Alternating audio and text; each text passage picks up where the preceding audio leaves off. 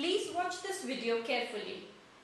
If you do not solder well, connections will not be made properly and your circuit or product will not work.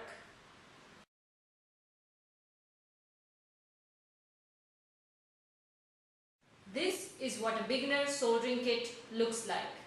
It contains a soldering iron, a stand, soldering wire or solder, desoldering wick, cutter and stripper.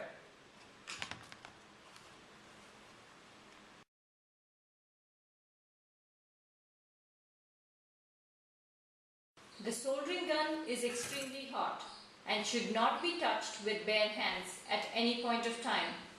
Imagine, if it can melt metal, what could it do to your hands? Use extreme caution while handling the soldering gun. Store the gun in the stand after every use.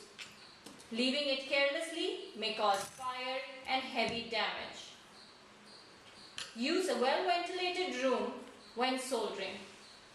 Desoldering wick and sometimes soldered components get extremely hot. Please use caution while touching these. The soldering iron is used to solder the solder or stick components to the PCB, printed circuit board. The solder is the material melted on the soldering gun to glue the components on the board. Desoldering wick is used to desolder components or remove accidental solders. Cutter and stripper is used to cut and strip wires.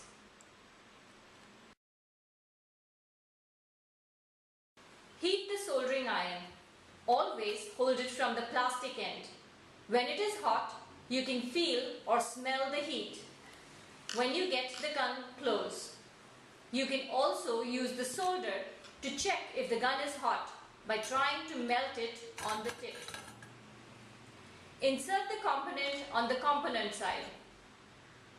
Solder on the soldering side, where you see tracks and pads. In this video, we will show you how to solder a resistor. Insert the resistor in the slot marked on the component side.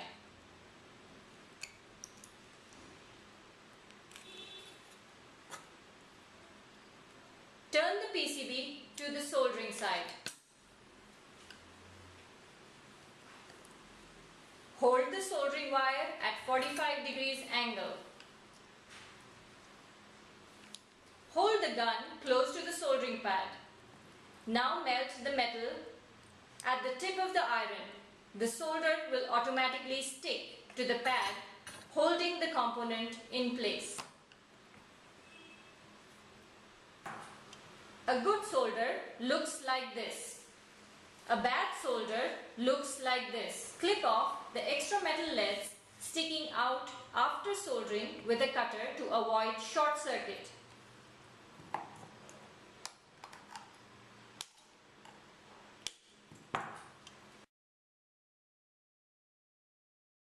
Place the wick on the part to desolder and melt the solder off. Make it stick to the wick. Repeat the process if required until all the solder is gone. Remove the components slowly off the board.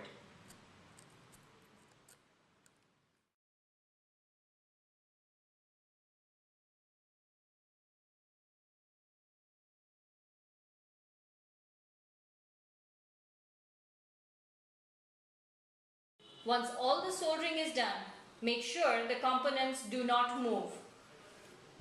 There is no dry solder. We recommend you practice soldering before you build actual product.